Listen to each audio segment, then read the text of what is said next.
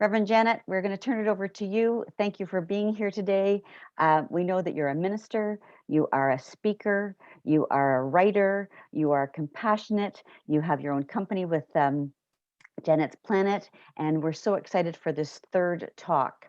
And as I mentioned before, the other two talks are on YouTube. So please, if you haven't heard Reverend Janet's talks before, go back and listen to them. Each and every week has been a delight. So I'll turn it over to you and stop the shared screen so everybody can see you enjoy this talk. Welcome. Thank you, Marilyn. I really appreciate it. Hello, everybody. It's so good to see your faces. Now, the talk is over. That song was it. We don't need to go any further. Let's just chat. Yay. That was beautiful. If you could send me that song, I would really appreciate that. Thank you. So I want to backtrack for just a minute so that we can kind of cover what we've been over and what we're going to cover today. So the first week we were together, remember there were the 4 components of NVC. Anybody remember what they are?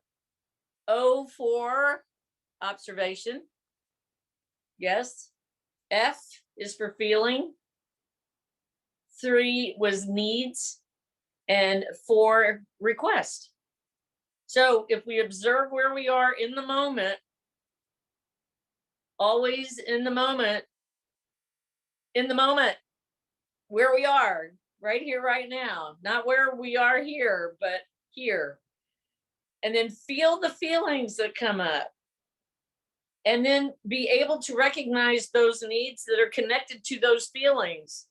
Then we then can request what it is that we would like to have done or needs that need to be met. So knowing that, we then moved on to taking responsibility for our own feelings. That's the fun one, right? Yeah. So again, I can't emphasize this enough. What others do may be the stimulus of our feelings, but they are never the cause. Remember that. It's never the cause. It feels like it's the cause, right? But it isn't. Typically, what's going on for us, and that song was perfect in that even when the pain comes up, it's giving us an opportunity to take a look at what is in our way for us to be here freely, openly, and lovingly. So again, it's typically us that is in our own way.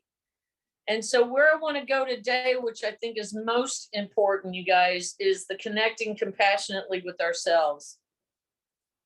Okay, I got to stop a minute. I'm human. I brought my dog in earlier so you could meet him, and now I got a hair on my lip and I can't find it. Yes, and that's being videoed. Okay. We're human, guys. We're all human.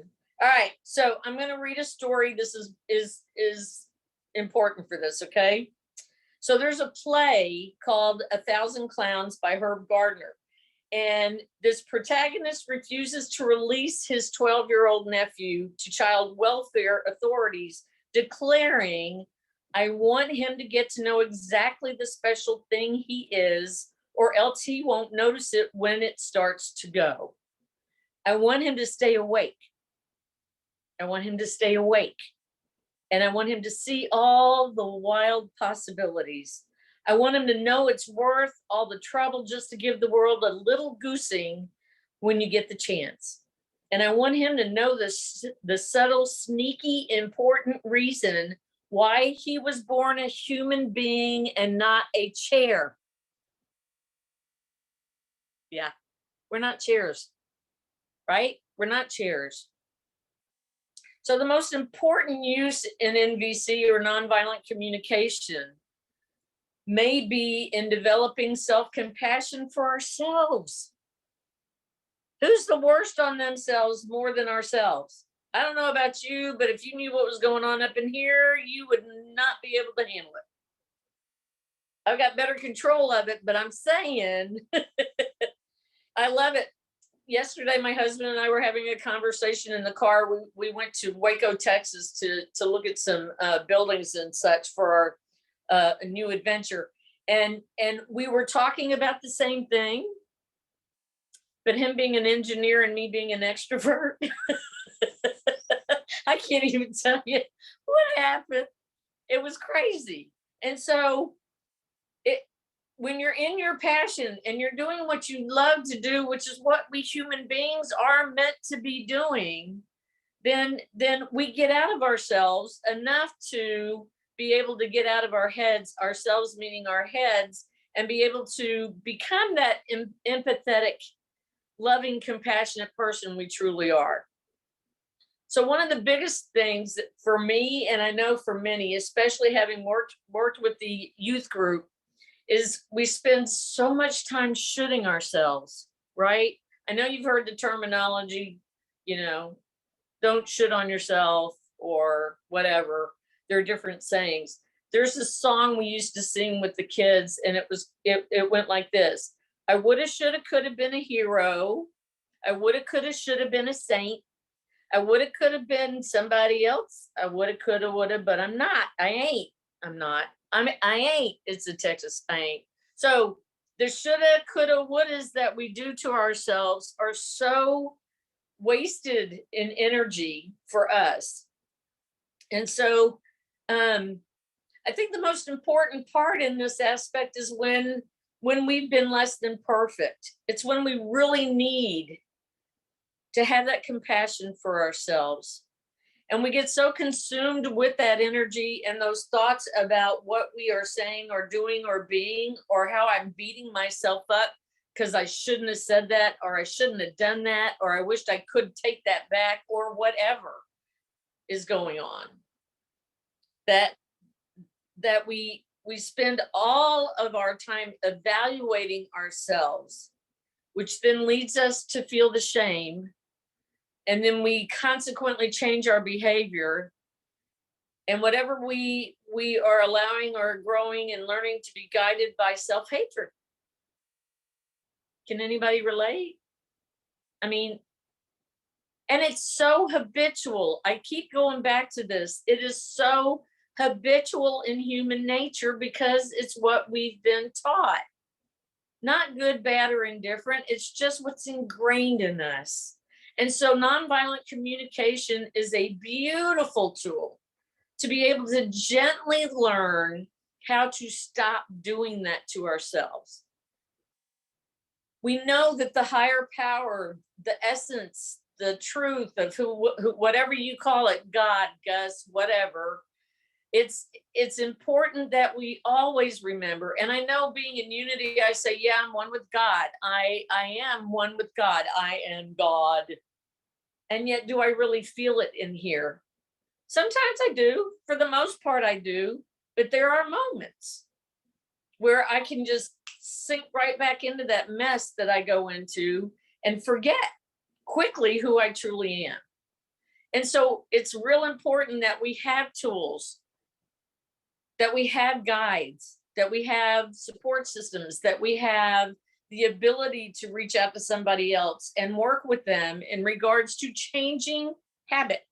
That's all it is. It's habit, habit, habit. It's just habit. As human beings, that's what we do. So self-judgments, like all judgments, are tragic expressions of unmet needs. So here we are with the NVC again. Right? If I'm beating myself up or I have a self-judgment, oh my gosh, can I share an example? Are y'all okay? I'm going to tell on myself again. Oh, Lord. I have the most beautiful niece, gorgeous niece. Love her, adore her. She reminds me of me when I was younger. Vivacious, energetic. She's a nurse now. She's fallen in love. She got engaged. Well, we used to hang out a lot. My husband and my brother and sister-in-law and the kids always hung out a lot. And we were at this beautiful arboretum one day. And here's my niece running around going, when I get married, I'm going to get married here. And I holler back, and I get to officiate the wedding, right? And she goes, yes. Well, she just got proposed to, and guess who's not doing the wedding? Me. And I went there. Man, I went there fast. I went there so fast. I mean, my feelings were hurt. I can't even tell you how bad my feelings were hurt. And the beauty of this, because my husband and I have been in NVC together, I sit down and I talk with him and I say, man, and of course the man goes, well, what need is not being met? And I go, oh, stop it. And I went, okay. And I'm trying to figure out what that need is that needs to be met.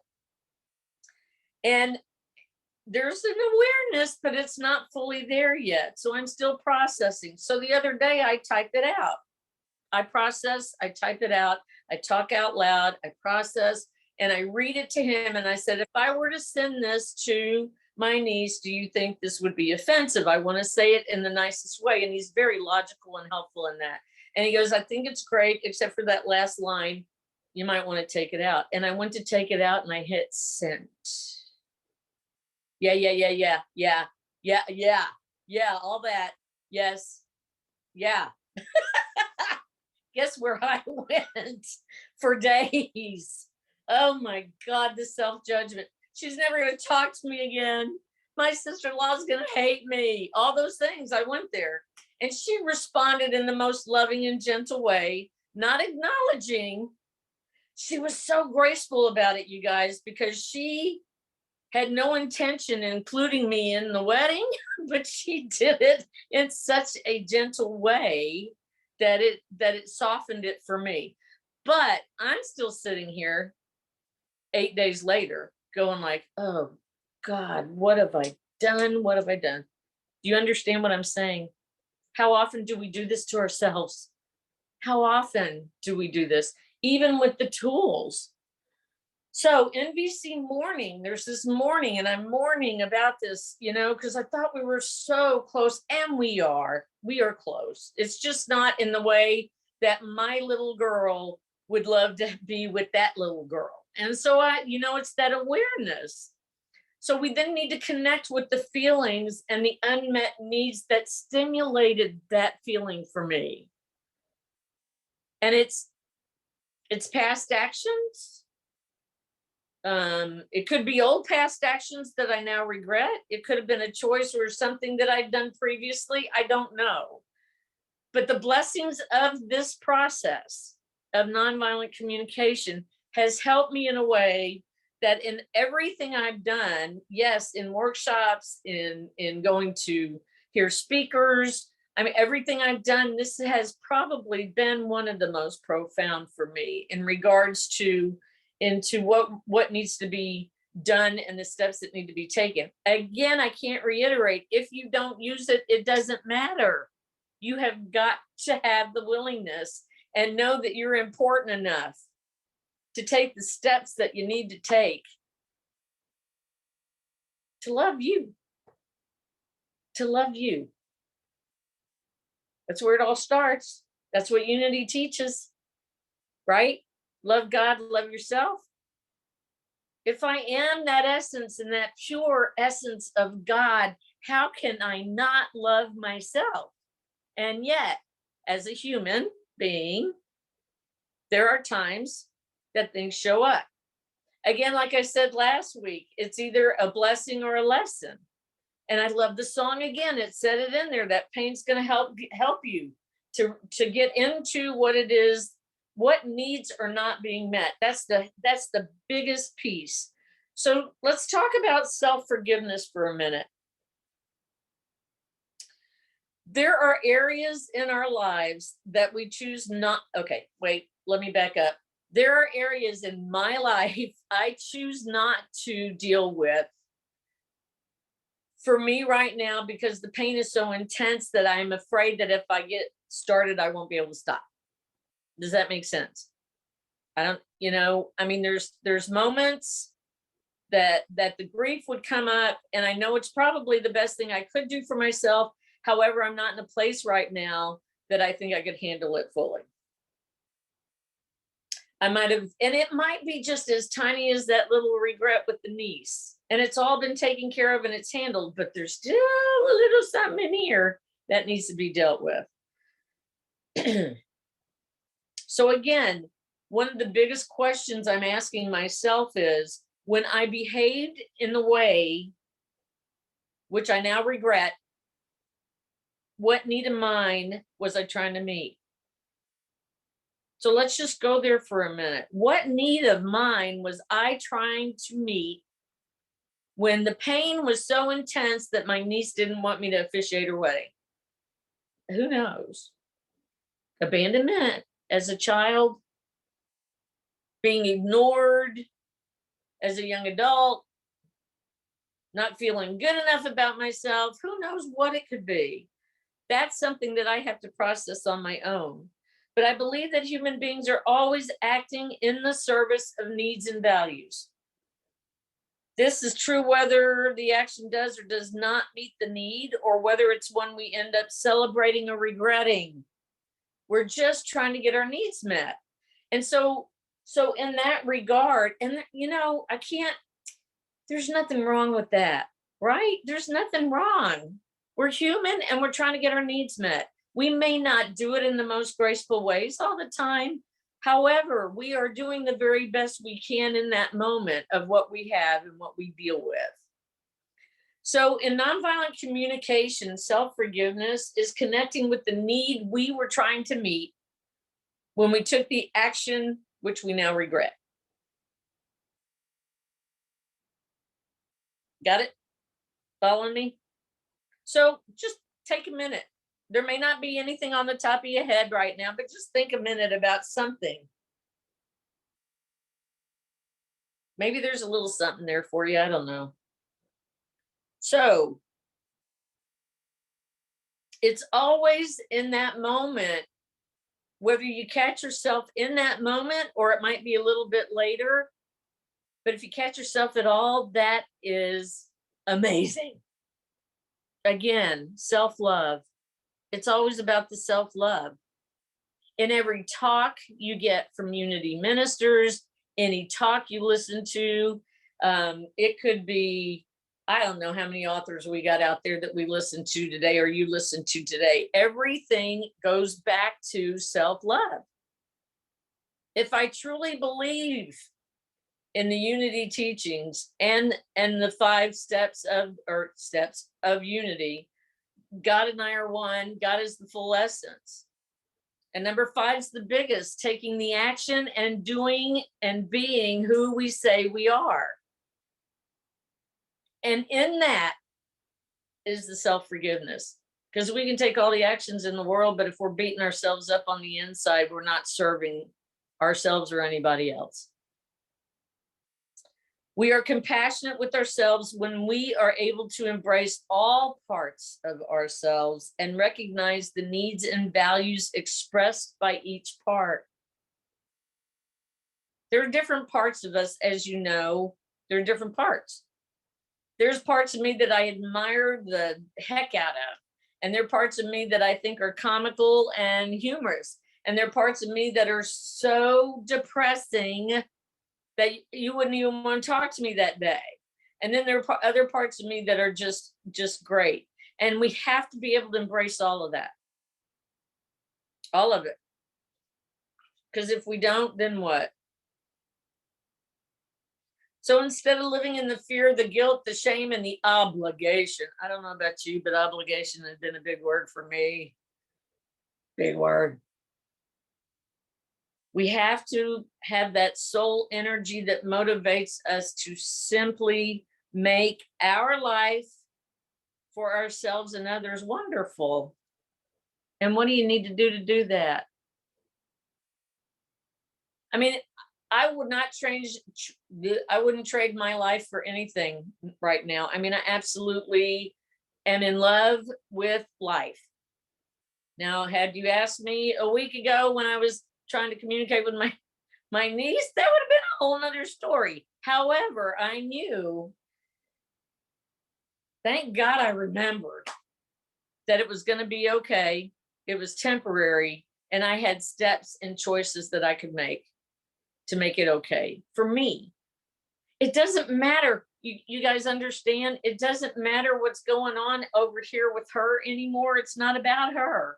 It's about me and what I'm doing to myself in this moment about this tiny little incident that happened that she's probably already moved on about, right?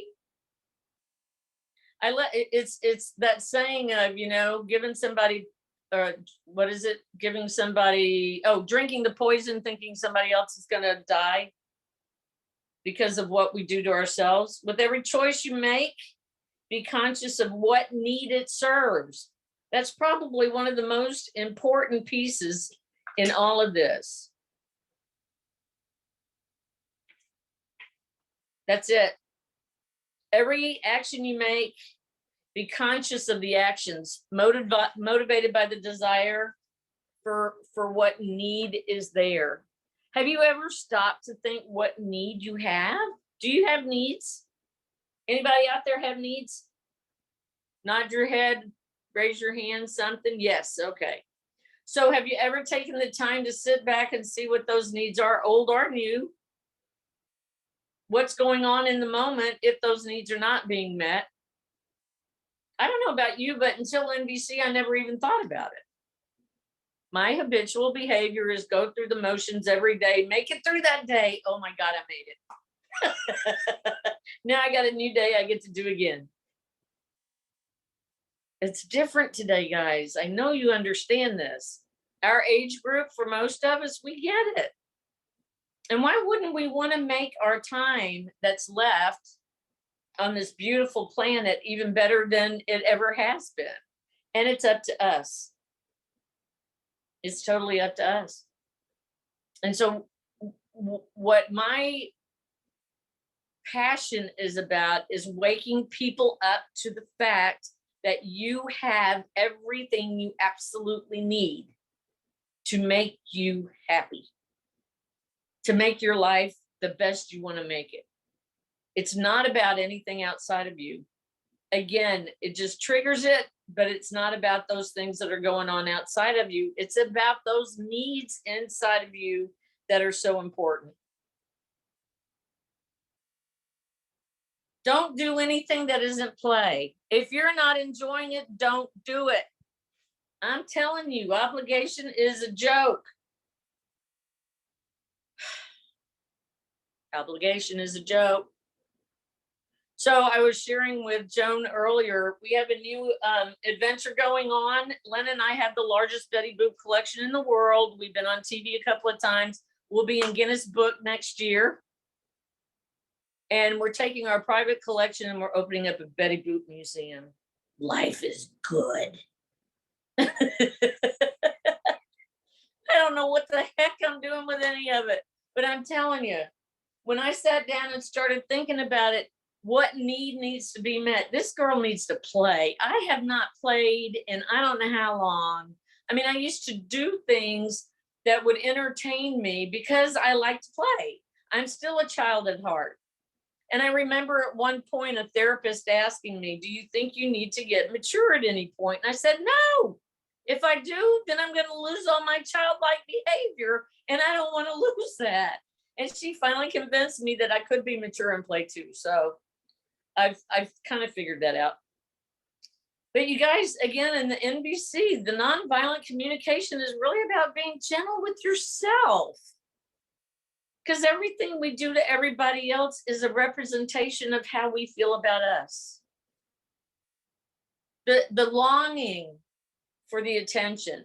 I recognized recently, I think it was last year, the aunt that I go to help constantly. I'm always going there helping. And I'm saying to my husband right before I leave, oh God, here we go again.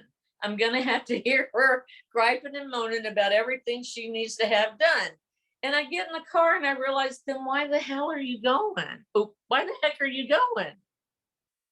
And I get it, out of obligation and not for my own wanting to do it.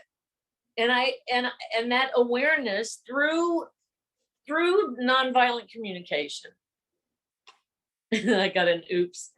Through nonviolent communication helped me to realize that I really do want to go be with this woman. I adore her. I absolutely love everything about her. She's been there for me forever. And now I go because I want to, when I want to. Before I felt obligated. I do not feel obligated anymore.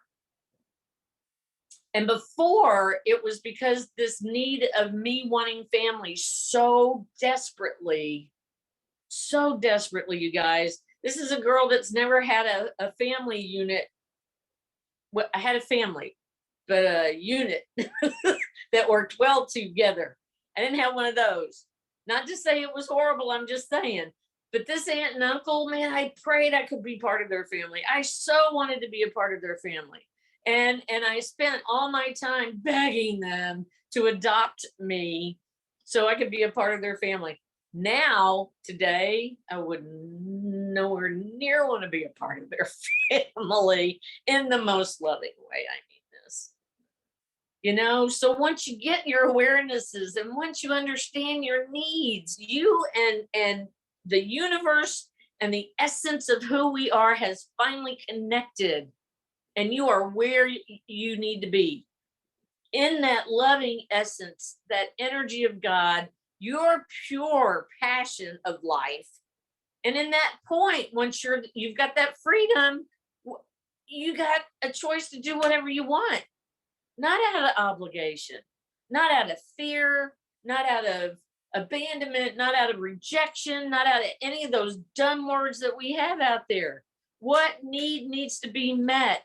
Find out what it is and take care of it for you. You are the most important person in this moment, at this time, every freaking day. I'm feeling passionate now. The freaking's coming out. Okay, so nonviolent communication. God and nonviolent communication. One of my dear friends calls him Gus. Great universal spirit. I love that.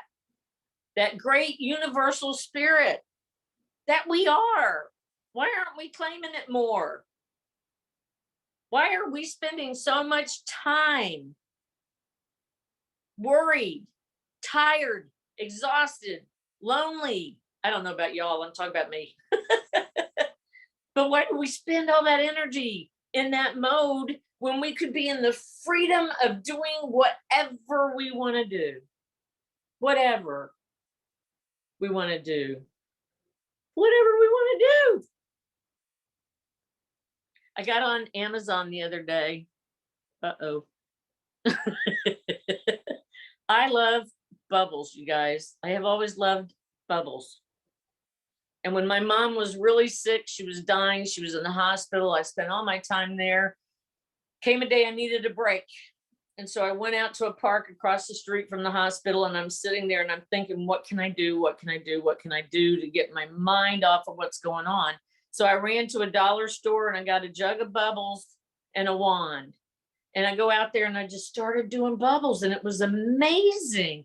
Then, of course, there were no kids there when I got there, but of course the bubbles came out and every kid in the universe showed up. So the next thing I did was in my trunk, I carry 2 sets of wands, and I make my own bubble solution, and I have it in the car with me all the time. I take it with me everywhere. If there's a moment I need to take a break, I need to get away, something's not feeling right, bubbles do it for me. What is it for you? I just ordered the biggest kick-ass bubble gun you'll ever see. I can't wait till I get that sucker. I'll send you a picture once I do. Nonviolent communication. What are your needs? Does your little kid need to go play? Do you need to communicate with somebody you haven't communicated with in a while? Do you need to love yourself up because there's nobody else there right now and you feel like you have nobody and you're all alone? You're not alone. I know it feels like it. However, you're not. Is it making sense? Yeah, it's so important. It's so important. It's about waking up and staying awake now. We have a society that is so wounded, so asleep, so clueless, and so desensitized that they don't even know that they don't know what the hell they're doing. I mean, I don't even watch the news anymore, and I certainly won't listen to the radio that my husband has on constantly because of the killings and the craziness that's going on. And interestingly enough, at the same time, I choose to believe that there's so many of us that are spiritual, that are enlightening, that are going out there and sharing their love and kindness, that it's driving the world crazy. And this is the chaos before the calm. Maybe we're stirring it up so much that these people that don't know that they don't know are freaking out. I don't know. I'm just saying. But we have the tools, we have the ability to make it right, to make this world good. And we don't have to sit there and heal the whole world, just the tiny little place you are, wherever you are, whatever it looks like. Who knows? It could just be my dog today. I don't know. But at least if I love him up, and he's happy, then I've done something good. But it's important that we do that for ourselves and for each other. So let's go back to, it's us first, not out of selfishness, out of need. What are those needs that you need to have met? What that are so important that you don't even know that you don't know that you don't know? Tap into that and just see if you can pick him one of them and find out where it's coming from. Don't get caught up in the morbidness of it. Just, oh, well, that's what that is. That makes sense. Now, what can I do to feel better? What steps do I need to take? I can observe myself. I can have the feelings, and then I can connect those feelings to what the need is, and then I can take action on getting that need met. Simple, right? A lifetime of simpleness. But we can do it. And I just wanted to say, if any of you, and Cheryl, I'm giving permission, if anybody wants my email, phone number, any of that, to reach out and maybe converse about getting a group going or getting something started Zoom-wise, we can do that if anybody's interested. And so, my loving family in Canada and elsewhere, why don't we just unload our laps for now? Why don't we just take a deep breath? Why don't we go into this moment of all that energy? Ground your feet on the floor if you're interested. Close your eyes if you're willing. And let's be connected with Source. That Source that's within us. That powerful Source that keeps us moving through our days, that gives us the energy, the incentive, the longing, the want to make a difference in this world. That Source that knows that you are not a chair, you are meant to be a passionate human being. That beautiful Source, the pure essence that's in every cell of our body, the pure essence that is ready and willing to meet those needs so that you can go out and have fun and love life and enjoy others the way we're supposed to, not the way we would like to. And so I ask you to take a deep breath and release it. And take another deep breath and release it. And one more. And release it. And go within. Be in that space, that all-knowing space where we can connect and be one with Source.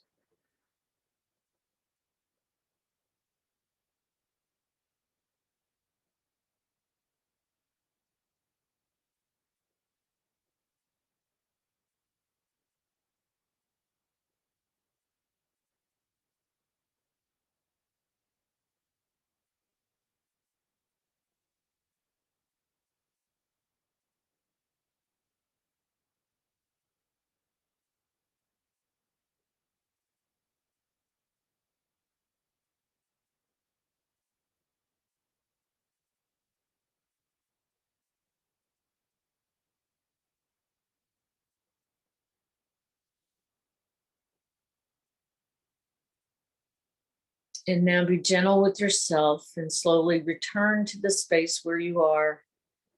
Wiggle toes if you need to. Wiggle your fingers. Take another deep breath. And before you open your eyes, just hear me say, you are so loved.